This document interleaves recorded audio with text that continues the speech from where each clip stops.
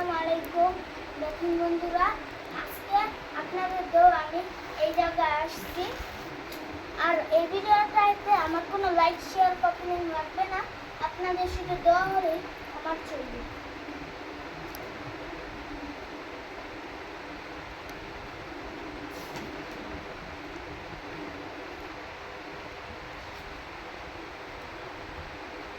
আপনাদের দোয়া আজ আমি এই জায়গায় আসতে পেরেছি। আর এখন আমি আপনাদেরকে একটু পড়ে শোনাবো। وإذا رآك الذين كفروا إن يتخذونك إلا هزوا أهذا الذي يذكر آلهتكم وهم بذكر